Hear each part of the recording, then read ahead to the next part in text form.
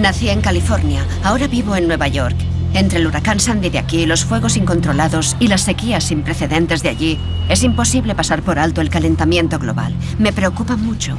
Por eso, cuando tengo la oportunidad de conocer a un destacado directivo del sector energético cuya empresa quema mucho carbón, petróleo y gas, estoy deseosa de hacerle algunas preguntas difíciles. La mayor fuente de emisiones de dióxido de carbono en Estados Unidos y en el mundo procede de las centrales eléctricas, y nosotros tenemos centrales eléctricas. David Crane es el consejero delegado de la segunda mayor compañía de producción de energía de Estados Unidos, NRG. Cuando se habla de cambio climático y emisiones de dióxido de carbono, muchos dicen que vosotros sois los malos. Creamos suficiente energía para abastecer a 40 millones de hogares en Estados Unidos. Para hacer eso, ahora mismo estamos emitiendo unos 60 millones anuales de toneladas de dióxido de carbono a la atmósfera. Somos los malos porque mantenemos las luces encendidas en todas las casas, y de esta forma se han mantenido encendidas las luces durante los últimos 100 años. Pero entonces me dice algo que no esperaba. Está intentando alejarse del petróleo y del carbón lo antes posible. En Texas, su empresa ya es uno de los mayores proveedores de energía eólica. Así pues, ¿el interés que tienes por la energía sostenible es solo personal y moral? ¿O tiene sentido empresarial? No. Tiene todo el sentido desde el punto de vista empresarial. Cuando empezamos, miramos a un lado y a otro porque nuestro sector es muy competitivo y pensamos que nuestros rivales estarían allí y tendríamos que luchar contra ellos. Pero estábamos solos. ¿Por qué? No lo sé. No puedo contestar a esa pregunta. Y David Crane no es el único que me sorprende en su búsqueda de energía limpia en la actualidad. A una hora del lugar donde me crié, me reúno con el alcalde de Lancaster, California, un firme republicano que intenta abastecer a toda la ciudad con energía solar. La mitad de la gente cree que estoy loco cuando digo estas cosas y la otra mitad me cree, y al final sucede. Nadie creía que el 97% de los edificios de la ciudad serían de energía neta nula. ¿Qué es energía neta nula?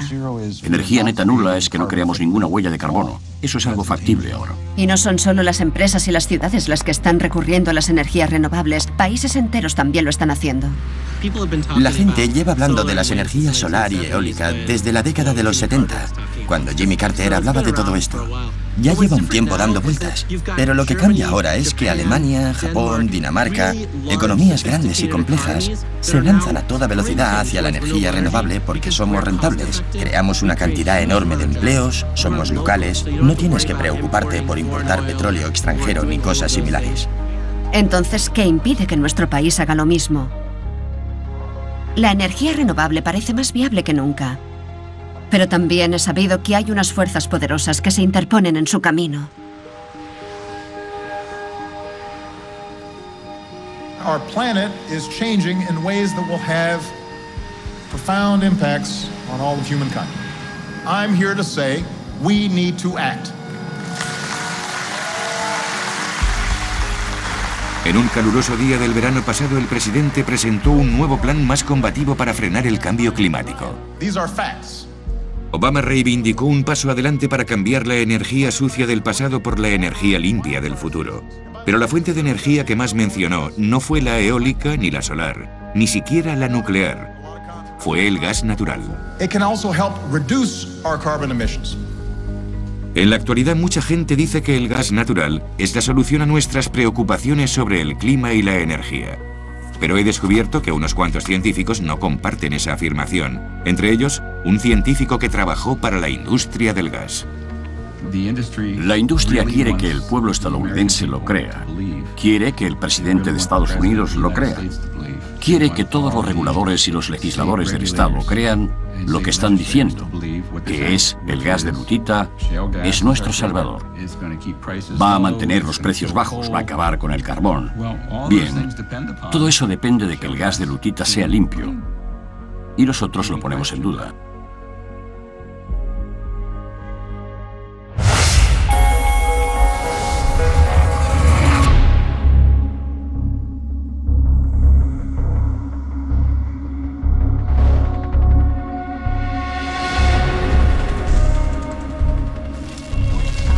Este informe constituye una llamada de alarma para el mundo, porque este informe nos dirá de nuevo que todo lo que pensábamos, que sabíamos sobre el cambio climático, en realidad se ha subestimado, que los efectos del cambio climático caerán sobre nosotros más rápido y de una forma más intensa de lo que creíamos.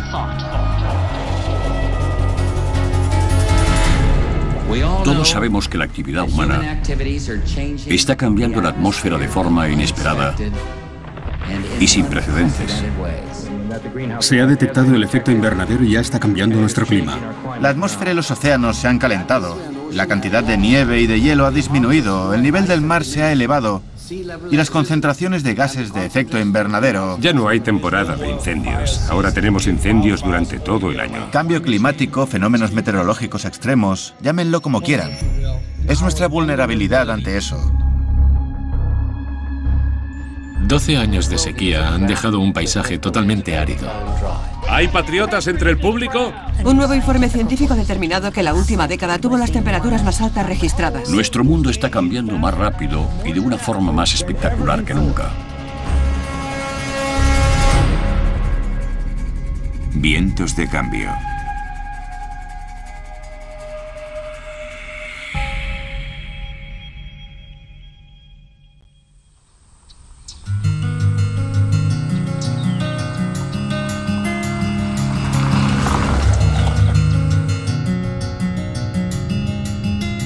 Cuando empecé a examinar la situación de la energía limpia en Estados Unidos, todo el mundo me dijo que fuera a Kansas. Para los amerindios que vivieron aquí en el pasado, Kansas significa pueblo del viento del sur. Dicen que en algunas partes del estado nunca deja de soplar. Hoy cada vez más gente intenta explotar ese recurso natural de Kansas. Vaya, fíjate. Es enorme. He venido a conocer a uno de los pioneros, un ranchero que se llama Pete Ferrell. Antes maldecía el viento. Había días en los que llegaba con dolor de cabeza de clavarme el sombrero tan fuerte en la cabeza. ¿Y en qué momento cambió tu relación con el viento? Fue por una necesidad estratégica. Me di cuenta, hace unos cuantos años, de que iba a formar parte de la Sociedad de Viejos Rancheros Muertos. Es a donde vas y trabajas 24 horas al día los 365 días del año hasta que caes muerto. Y entonces un puñado de gente se reúne a tu alrededor y te felicita por el buen trabajo que hiciste. Sí, chico, no veas cuántas horas le echaba. He visto a hombres que han acabado en la tumba de tanto trabajar y decidí que no quería pertenecer a esa sociedad. Quería buscar otro camino. Cuando colocó estas turbinas por primera vez, no tenía ni idea de que acabarían salvando su rancho en el momento de la catástrofe. La peor sequía en décadas está afectando más de la mitad de la nación.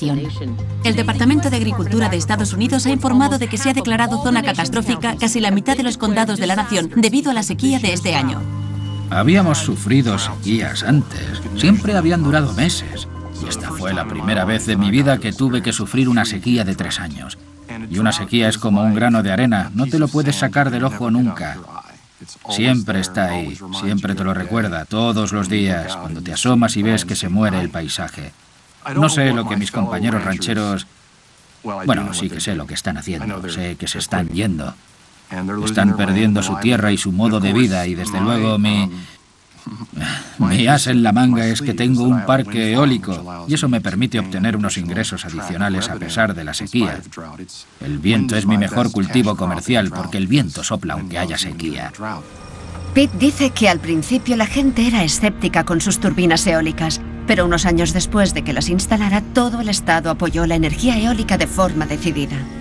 Kansas aprobó una ley que exigía que el 20% de toda la electricidad procediera de energías renovables en 2020. Ahora más de la mitad de los estados del país tienen leyes similares. Se las conoce como normas de energías renovables. Y en parte gracias a estas leyes, en 2012 la energía solar y la eólica crecieron más que ninguna otra fuente de energía en Estados Unidos, más que el carbón o incluso el gas natural.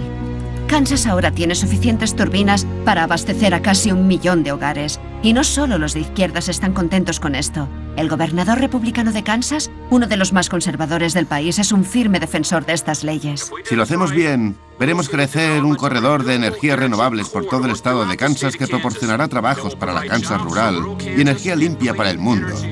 Quiero que a Kansas se le conozca no solo por el estado del trigo, sino también como el estado de la energía renovable, y podemos conseguirlo. Pero no todo el mundo está contento con el crecimiento de las energías renovables, y algunos grupos trabajan sin descanso para convencer a la gente de que las energías eólica y solar son una mala apuesta. Estamos en el Campeonato Mundial de Póker en el Hotel Casino Río. Hay unos 2000 jugadores, sobre todo profesionales del póker, y algunos aficionados como yo. El juego es muy complejo. Requiere paciencia, dominio de uno mismo y disciplina. Y además es muy importante estudiar a las personas, entender quiénes son, cómo juegan. Y en mi trabajo de analista sobre cuestiones y políticas de energía y de medio ambiente, al igual que en la mesa de póker, necesito conocer todos los datos y todos los estudios. Necesito discernir lo que significa cada grupo de datos o de estudios para encajarlos en la visión global. La simple noción de que el clima está cambiando no significa, primero, que estemos enfrentándonos a una crisis, ni segundo, que tengamos que hacer algo al respecto. James Taylor pasa gran parte de su tiempo en la carretera. Buenos días. Yendo de un estado a otro para paralizar los esfuerzos del gobierno por promover las energías renovables. He estado en la mayoría de las capitales de estado para reunirme con los legisladores o con las autoridades estatales, o para dar testimonio. En las comparecencias de hoy, ¿preferís que me centre más en la economía o en los aspectos medioambientales? Céntrate en la economía. Vale. No creo que vayamos a ganar el debate medioambiental. Aquí se libran las batallas sobre el calentamiento global y muchos otros asuntos. El dato objetivo es que la energía renovable es considerablemente más cara que la energía convencional. En cuanto a los 6 principales contaminantes registrados por la Agencia de Protección del Medio Ambiente, la EPA, el gas natural lo reduce en más del 90%. Es una fuente de energía libre de emisiones. Eres casi como una filial ambulante de ExxonMobil, ¿no? Bueno, eso es lo que desearían que creyeras los alarmistas del calentamiento global. Taylor parece formar parte de una voz minoritaria. Encuentro un sondeo de opinión que dice que 3 de cada 4 estadounidenses quieren que el país impulse más las energías eólica y solar. ¿Por qué Taylor está tan decidido a detenerlo? Lo recuperarás, no te preocupes, créeme. ¿Quién es este hombre?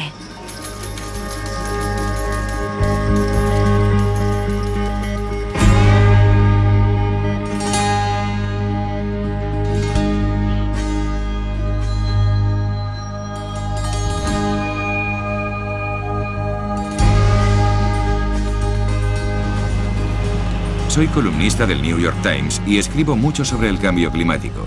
En los últimos años se ha despertado un creciente entusiasmo por el gas natural como alternativa limpia al carbón y al petróleo. Y en ciudades como Fort Lapton hay otro motivo para el entusiasmo: todo el dinero que está llegando. Esta es una zona de pozos de petróleo y de gas. Está a 100 o 120 metros de residencias de ancianos, en el campo de golf. ¿Nadie se queja? ¿No ha habido ningún problema? ¿La gente se resigna y está conforme con esto? Si hubiera alguna queja, te puedo garantizar que llamaría al alcalde. Así que yo me enteraría. Sí, supongo que lo sabrías. Cuando gané por primera vez se producían ejecuciones hipotecarias a todas horas, como en el resto del país. ¿En 2008, 2009? Sí, y cuando gané las elecciones llegaron el petróleo y el gas. Y con su llegada se empezó a crear empleo. Por tanto, eso supuso una diferencia enorme. Entre el 20 y 30% de la población está ocupada en este sector. Somos la Arabia Saudí del gas natural. Hace unos años el futuro de la energía de Estados Unidos parecía incierto. Entonces apareció la fracturación hidráulica. Consiste en un complejo proceso por el que se inyectan millones de litros de agua y de productos químicos en el subsuelo para romper la roca y liberar innumerables bolsas diminutas de gas natural. Por primera vez la hidrofracturación permitió extraer el gas de un tipo de roca llamado lutita. Por aquellas fechas se descubrieron enormes formaciones nuevas de lutita. De repente, Estados Unidos tenía una nueva fuente de energía nacional que valía más de 10 billones de dólares. Enseguida emprendimos la fracturación hidráulica a un ritmo casi inconcebible, perforando más de 35.000 pozos nuevos al año. He oído muchas quejas sobre los peligros de la hidrofracturación: agua que se prende fuego, productos químicos tóxicos, incluso terremotos. Pero me parecía que tal vez los pros superaban a los contras.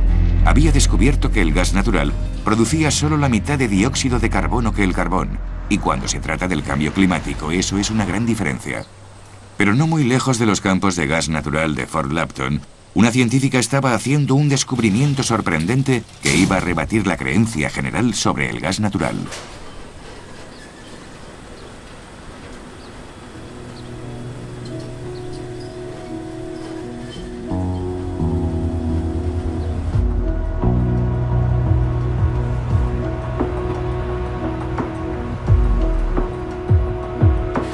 Empezamos a realizar mediciones en la cuenca de Denver, al norte de Denver, en 2008.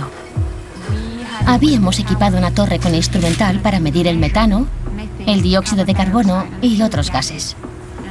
Y observamos unas lecturas interesantes. Recibimos una señal que no habíamos visto antes. Espectacular. Sí, mucho. Muy rápido. En 2008, Gaby Petrón, una científica destacada de la Administración Nacional para el Estudio del Océano y de la Atmósfera, no podía creerse lo que veían sus ojos. Altos niveles de metano, un gas de efecto invernadero 8 veces más poderoso que el dióxido de carbono.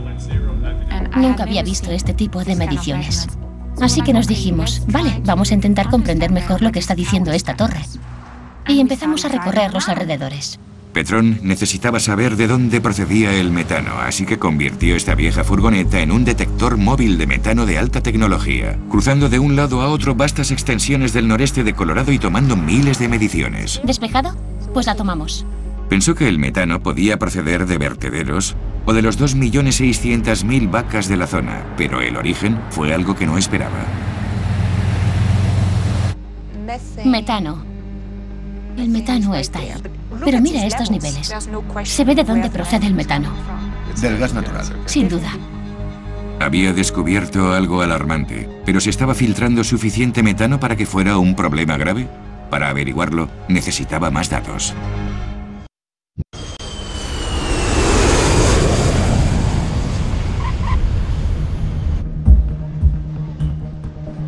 James Taylor es un investigador superior del Instituto Heartland, un comité de expertos liberales. Promueven opiniones de derechas en todo tipo de asuntos. Pero su fama les viene por negar el cambio climático causado por el hombre.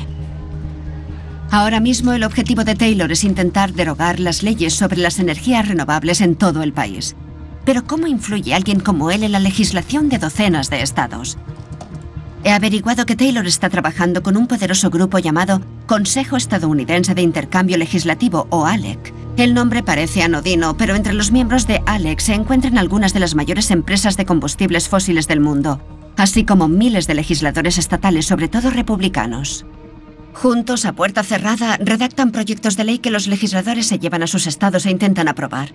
ALEC presume de que más de 100 proyectos de ley suyos se convierten en leyes reales todos los años. La dura ley de inmigración de Arizona tuvo su origen en un proyecto de ley de ALEC. Al igual que la polémica ley de legítima defensa Stand Your Ground, que se promulgó en más de 2 docenas de estados.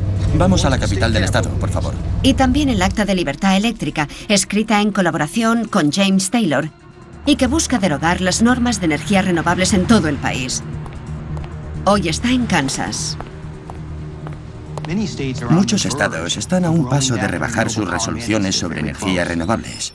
Están a punto. Y a menudo, cuando un estado toma la iniciativa, eso facilita que otros le sigan. Creo que Kansas va a ser uno de los estados que marcará la pauta para los próximos años. Y con el apoyo de Heartland y ALEC, Taylor tiene acceso directo a los legisladores de todo el país. Estos son mis amigos Dennis Hetke y Forrest Knox, de la Asamblea Legislativa de Kansas. A menudo compartimos nuestros puntos de vista y nos vamos a reunir para tratar estos temas. Me alegro de veros. Dennis Hetke es presidente de la Comisión de la Cámara de Medio Ambiente y Energía y miembro de ALEC. Intenta paralizar la resolución sobre energías renovables de Kansas con un proyecto de ley inspirado en el Acta de Libertad Eléctrica de Taylor.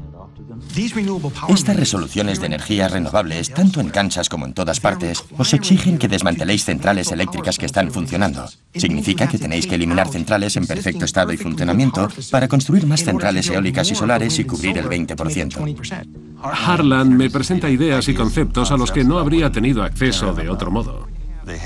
Han estudiado detenidamente los asuntos y hacen recomendaciones a los responsables políticos como yo. Si puedo hacer algo para ayudaros a facilitar información o llegar a la gente, decídmelo. Será un placer. Gracias. A vosotros.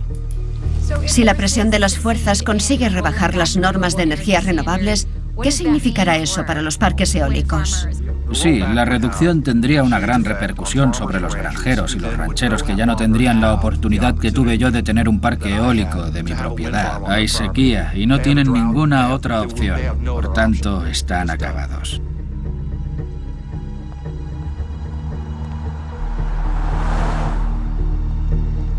Al mismo tiempo que Gaby Petrón recorría Colorado con su furgoneta, otro científico de la Universidad Cornell de Nueva York empezaba una investigación por su cuenta.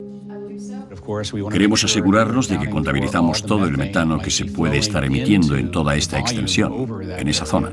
Tony Ingrafia es profesor de Ingeniería Estructural y experto en mecánica de fractura de rocas. Pasó muchos años asesorando a la industria del gas y del petróleo, pero ahora es uno de los mayores críticos de la industria. Todo empezó hace unos años cuando decidió examinar a fondo lo que sucede cuando se produce una fuga de gas natural en el aire. En esencia, el gas natural es metano. Es incoloro, inodoro e insípido. Cuando se quema el metano, crea menos dióxido de carbono por unidad de energía producida que el carbón o el petróleo. Es menos sucio. Es menos sucio que el carbono, que el petróleo, con diferencia. De eso no cabe duda. El problema del metano es que si llega a la atmósfera sin quemar, se convierte en un gas de efecto invernadero muy potente, peor que el dióxido de carbono, con diferencia. ¿Cuántas veces peor? Planteémoslo así. Ponemos 400 gramos de dióxido de carbono en la atmósfera y otros 400 de metano. Si esperamos 20 años, el metano será entre 72 y 105 veces más potente que el dióxido de carbono. Vaya. Habría que filtrar más de 36 kilos de dióxido de carbono para causar el mismo perjuicio que 400 gramos de metano. Una capa más espesa que la cantidad equivalente de dióxido de carbono. Exacto, sí. Hace que la atmósfera de la Tierra sea un invernadero mejor. Por tanto, tenemos que asegurarnos de que no filtremos mucho metano. Cualquier filtración hace que el gas natural sea menos limpio de lo que se anuncia. Y cuanto más se filtra, más sucio se vuelve. La cuestión es cuánto metano se puede filtrar antes de que el gas natural empiece a ser tan malo como el carbón, el combustible fósil más sucio. La mayoría de expertos dice que el umbral está en el 3%. Siempre que no se filtre a la atmósfera más del 3% del gas natural que producimos, no es que sea bueno en sí, pero sigue siendo mejor que el carbón. Ingrafia y su equipo decidieron reunir todos los datos que pudieron para calcular cuánto metano se estaba filtrando por todo el país. Durante un periodo de 2 años, recabamos la información que pudimos de la EPA, del Departamento de Energía de las Industrias, y en la mayoría de los casos estuvieron dispuestos a facilitarnos la información, a darnos los datos. Nadie había unido todas esas piezas hasta entonces, y lo que descubrieron no fue muy alentador. Publicamos nuestro trabajo y dijimos, miren, concluimos que como máximo, el 7,9% de todo el gas producido por un pozo de gas de lutita durante su vida útil no se quemará, sino que se verterá a la atmósfera, y como mínimo, el 3,6%. Ese es el rango. Puede verterse todo esto. Pero aunque solo se vierta esto, el gas natural no es mejor que el carbón o el petróleo. Y si se filtra todo esto es mucho peor. Incluso en el nivel mínimo del rango la noticia era mala. Sí, pero insistí en que no habíamos salido a medir nada. No tenemos los recursos para hacerlo. Hicisteis una conjetura de la cantidad de metano que se estaba filtrando. No lo sabíais en ese momento.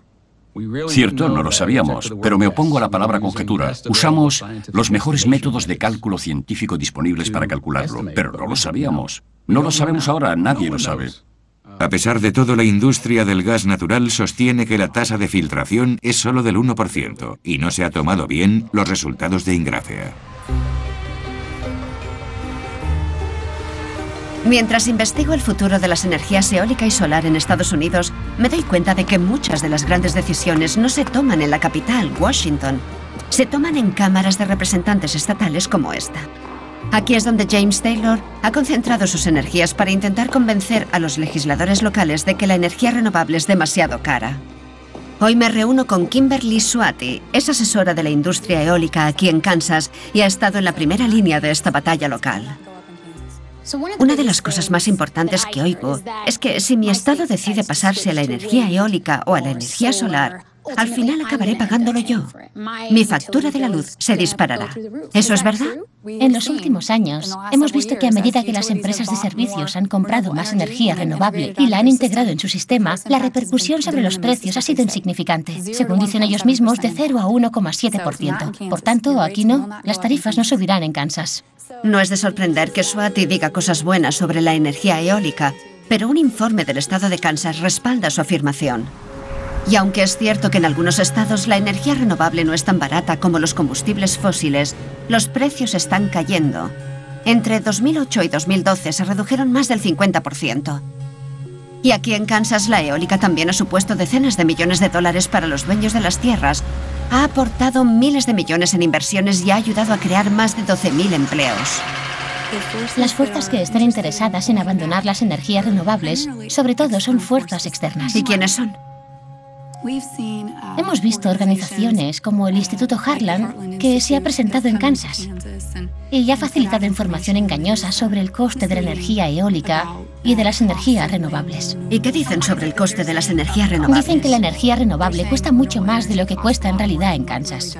Yo pertenezco a la 7ª generación de oriundos de Kansas. Y este lugar es muy importante para mí. Ahora mismo están sucediendo cosas buenas aquí. Y es muy frustrante ver que llega gente y ofrece información que no es precisa en nuestro estado. Gente que intenta socavar las políticas que han funcionado de maravilla en nuestro estado.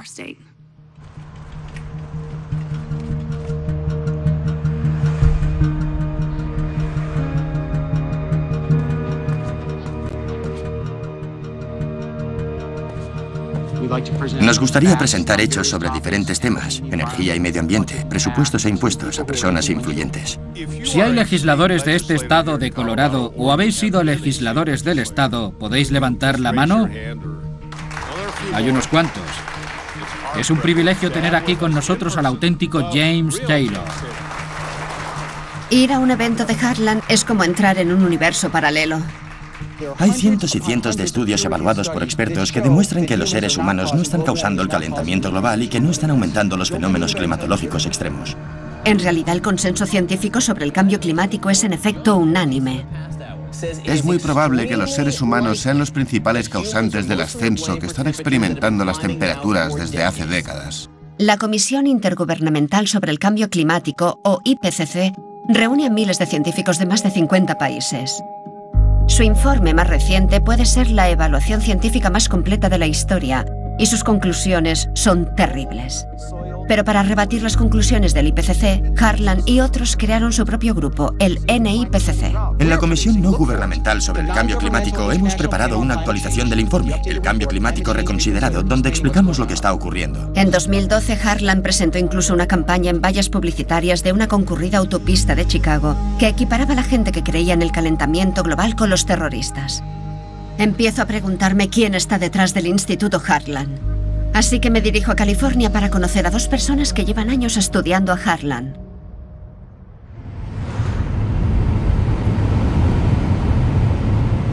Voy a reunirme con Mark Bolling, un directivo de Southwestern Energy, el 5º mayor productor de gas natural del país.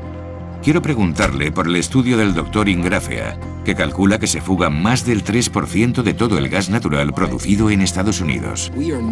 No vamos a dejar que esos beneficios se escapen por el aire. No estoy seguro si eso responde a tu pregunta, pero desde nuestro punto de vista, desde el punto de vista de la industria, decimos, es evidente que la fuga no puede ser tan elevada. Nos despedirían si permitiéramos que nuestro índice de fuga fuera tan alto. Es evidente que el asunto es delicado, porque es el único directivo de la industria que ha accedido a hablar ante las cámaras y quiere enseñarme que la prevención de las fugas de gas es un buen negocio.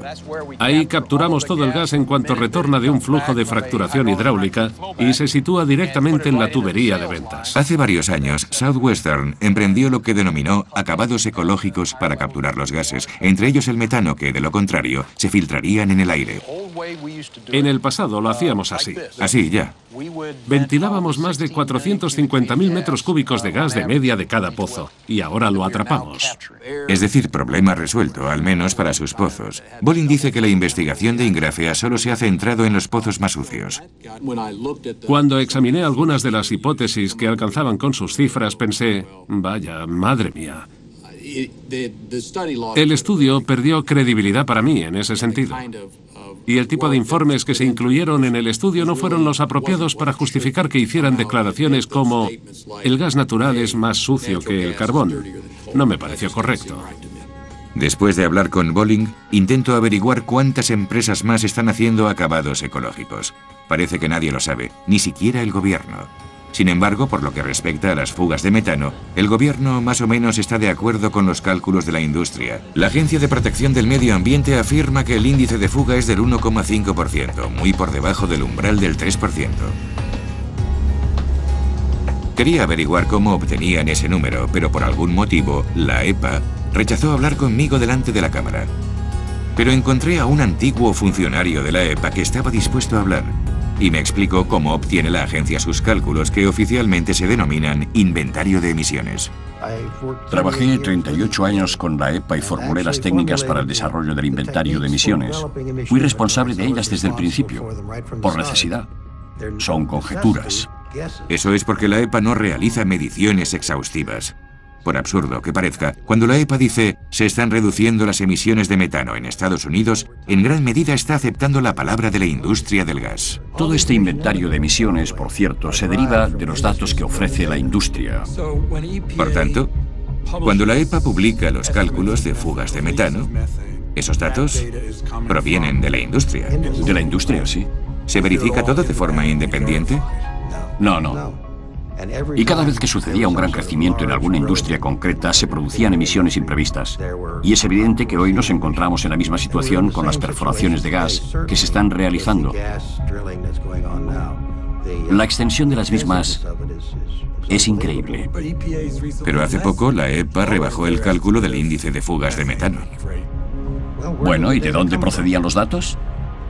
Los datos procedían de la industria. Ya. Bien. Eso es como el granjero que envía al zorro al gallinero para que le diga cuántas gallinas tiene. Y el zorro vuelve y le dice, este año tienes 10 gallinas menos que el año pasado. Ya. Parecía que todo el mundo establecía conjeturas sobre las fugas de metano.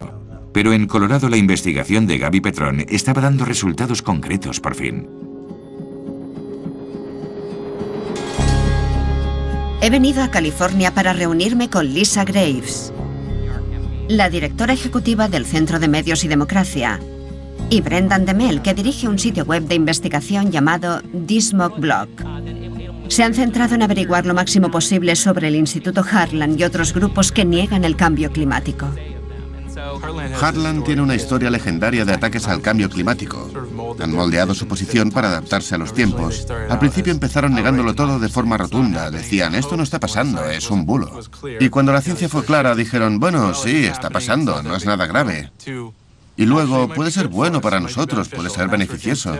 Y esa es la posición de James Taylor, que el calentamiento global será beneficioso para la humanidad. Tienen las pruebas científicas en su contra, pero dicen las cosas con tanto descaro y con tanto ruido que algunas personas piensan que estarán diciendo la verdad. ¿Quiénes son los defensores de Harlan? ¿De dónde obtienen su financiación? Bueno, sabemos algunas cosas sobre la financiación de Harlan y otras no, porque desde 2007 no revelan sus donantes. Algo que sí que saben es que Harlan es solo una pequeña parte de una amplia red de negación del cambio climático que está respaldada por cientos de millones de dólares. Mediante declaraciones fiscales públicas y documentos internos filtrados, se ha rastreado gran parte del dinero hasta encontrar dos fuentes principales. ExxonMobil, la mayor compañía petrolera del mundo, dio como mínimo $27.400.000 a grupos de negación del cambio climático entre 1998 y 2010, entre ellos cientos de miles de dólares a Harlan. Y los multimillonarios del combustible fósil Charles y David Koch, propietarios de Industrias Koch, han canalizado más de $72 millones para la causa a través de una gran diversidad de fundaciones y grupos tapadera, pero hace poco se ha perdido el rastro del dinero. Las fundaciones o las empresas que dieron dinero ahora pueden proteger a sus beneficiarios mediante el mecanismo llamado Donors Trust y el Donors Capital Fund. Y eso hace que al público le resulte más difícil presionar a esos donantes para que no apoyen. Claro, ¿cómo le vas a pedir cuentas a alguien si no sabes quién es? Donors Trust y Donors Capital Fund actúan como intermediarios entre los donantes ricos y los grupos a los que quieren subvencionar en secreto. Los donantes pueden permanecer anónimos. Ahora gran parte de la financiación de Harlan procede de un único donante anónimo. Y con la ayuda de Donors Trust, se está destinando más dinero que nunca a la negación del cambio climático. La asombrosa cifra de $558 millones solo entre 2003 y 2010. Brendan y Lisa me cuentan que el cambio climático no es la única cuestión donde Harlan se ha situado en el lado opuesto a la ciencia. Una de las cosas que hemos visto en Harlan y en otros grupos es un esfuerzo real por enturbiar las aguas, y eso procede directamente del Manual de Relaciones Públicas de las tabacaleras. En los años 90, con la financiación de Philip Morris, Harlan intentó desacreditar las pruebas científicas que vinculaban al fumador pasivo con el cáncer. En una carta para recaudar fondos, el presidente de Harlan presumía de lo valiosa que era la organización para las tabacaleras. Y muchos de los científicos que ahora niegan el cambio climático empezaron defendiendo el tabaco. Brendan, ¿puedes decirnos algo más sobre quién es James Taylor? Claro, la especialización de James Taylor es el derecho. Es abogado, es muy locuaz, es un tipo agradable. Pero me sorprende que alguien pueda confiar en un abogado que aconseja sobre cuestiones científicas.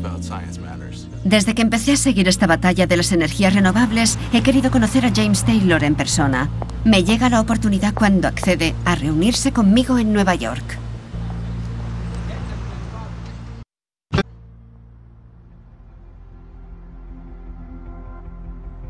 Después de más de 2 años recorriendo la zona para recoger muestras, Gaby Petrón obtuvo abundantes datos que mostraban fugas en toda la red del gas natural en la cuenca de Denver.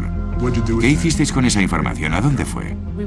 Escribimos un artículo y en aquel momento calculamos que un promedio del 4% del gas que se extraía del suelo acababa en la atmósfera y no en la tubería. Es un índice de fuga mucho más elevado que los cálculos de la EPA y 4 veces superior como mínimo que la cifra que indica la industria. Eso es. Pero esta información es real, Cierto. obtenida por científicos con instrumentos reales. Y evaluada por expertos. Evaluada por expertos imparciales, etc. Cuando presentasteis esta información, ¿qué dijo la industria?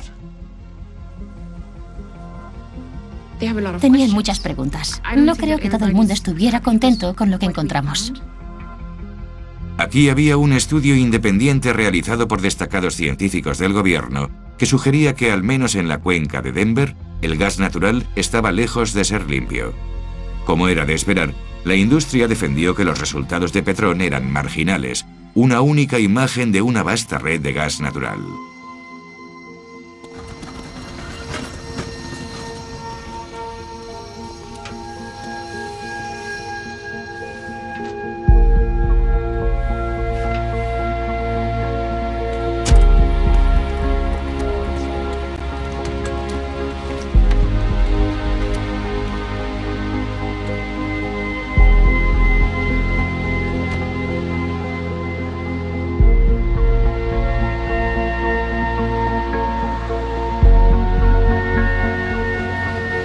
Ahí vamos nosotros. Está tomando mediciones cada segundo. Prácticamente en cuanto hemos salido de Vernal, ha aumentado. Sí, está aumentando. La cuenca del Uinta, al este de Utah, contiene miles de pozos de petróleo y gas natural y poco más. He venido aquí con un equipo de Picarro, una empresa que trabaja con tecnología punta para medir las emisiones de metano. Normalmente los contratan las propias compañías del gas para buscar y reparar cualquier fuga, pero esta vez lo están examinando por su cuenta. Quieren saber si el problema del metano puede ser tan malo como sugieren las cifras de Petrón. Y para averiguarlo, han traído el armamento pesado, un equipo 1000 veces más sensible que el que utilizan la mayoría de empresas para detectar el metano. ¿Los puntos azules son pozos de gas natural? Sí, o instalaciones de gas natural de un tipo u otro. Es una locura. Vamos por este camino y hemos girado a la derecha. Y a los pocos minutos al principio se ha duplicado y ahora el índice casi se está triplicando. Se está triplicando, sí, eso es.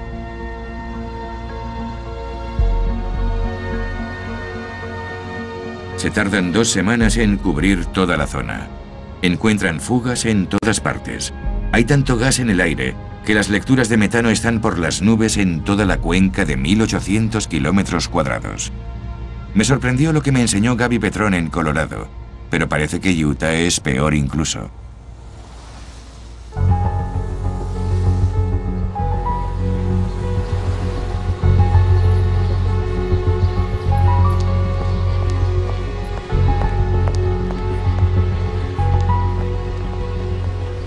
¿Cuál es tu punto de vista? ¿Qué postura tienes ante el cambio climático?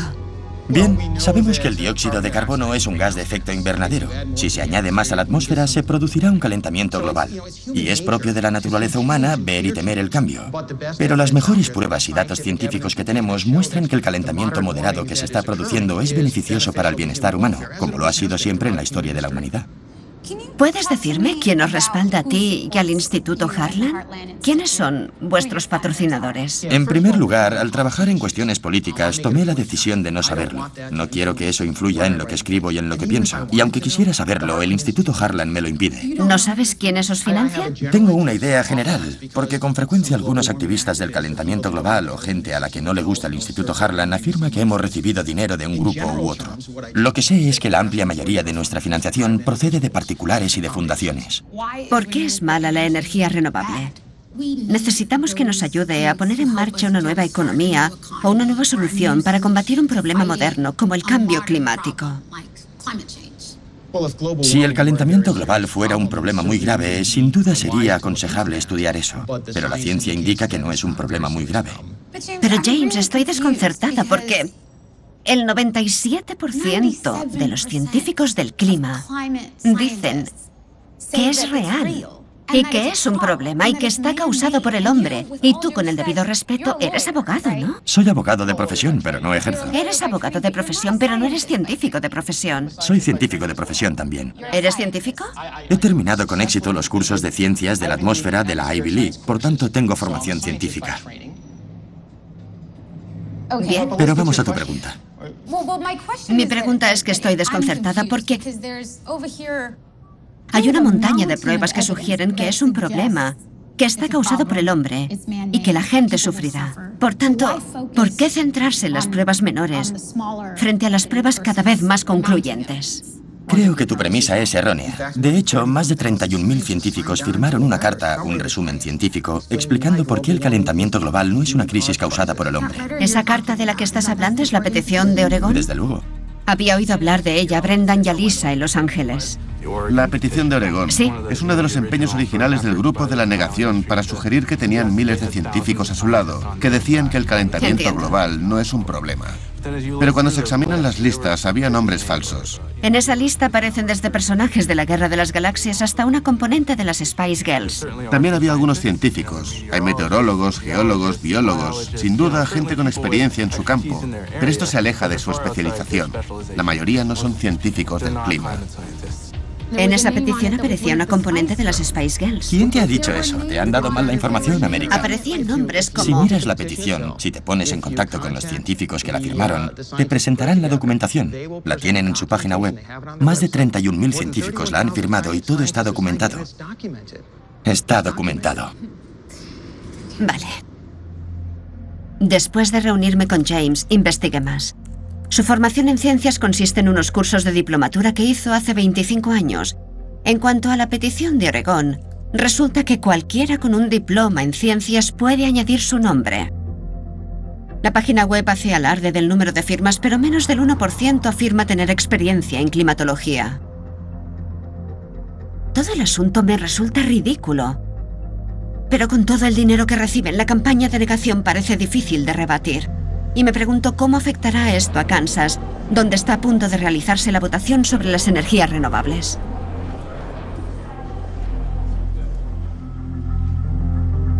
Cuando llegamos a Utah me quedé asombrado. He hecho mediciones por todo el mundo, pero nunca había visto una situación de este tipo a lo largo de miles de kilómetros cuadrados.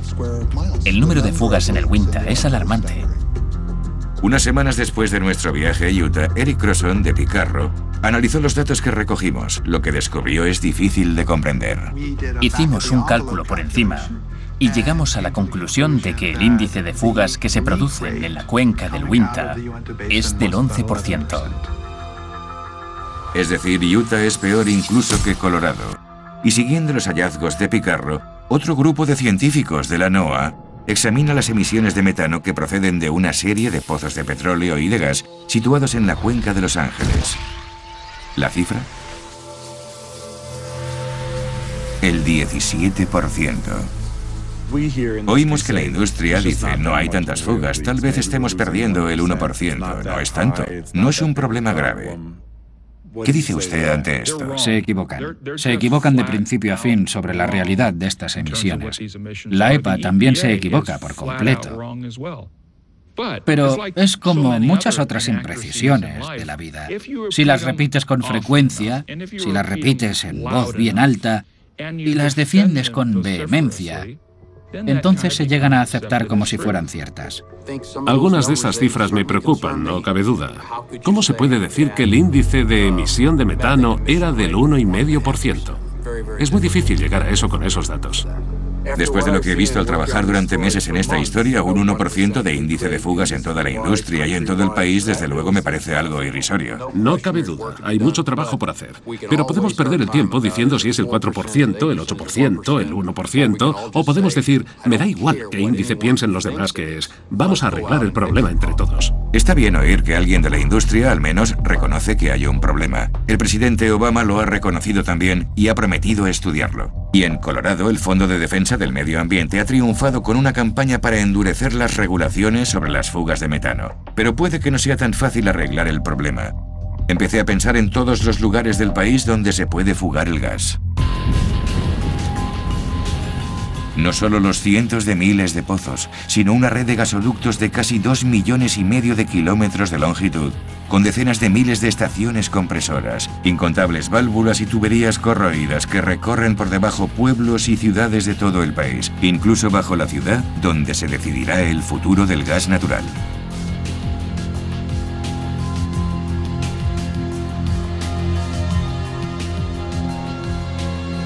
Comprobemos estos primero. Este se huele perfectamente. Sí, se huele en cuanto te acercas andando. Madre mía. Creo que está saturando el aparato. El 11%. Es una concentración peligrosa. Sí. Si saltara una chispa, esto volaría por los aires. Rob Jackson es un científico de la Universidad de Duke. Ha utilizado la tecnología de Picarro para buscar fugas de metano en las ciudades. Acaba de terminar un estudio en Boston donde encontró miles de fugas y ahora está descubriendo lo mismo aquí.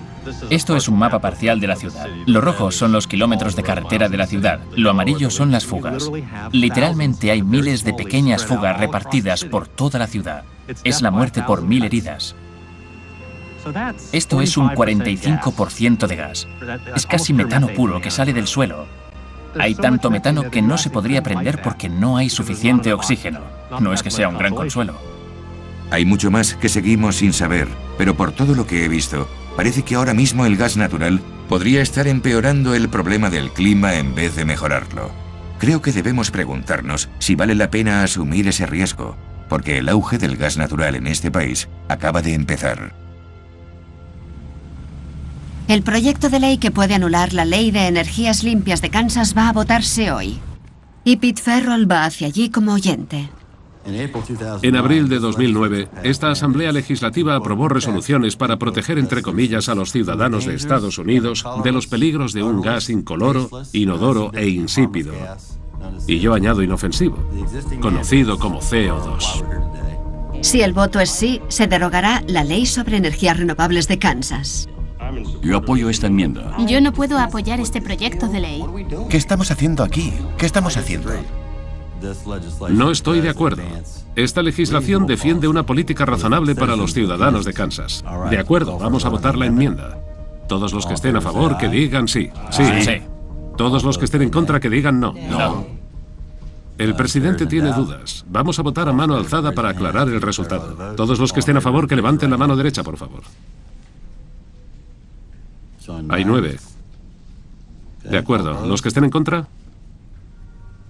9, 10. Se rechaza la moción. Se suspende la sesión. Gracias.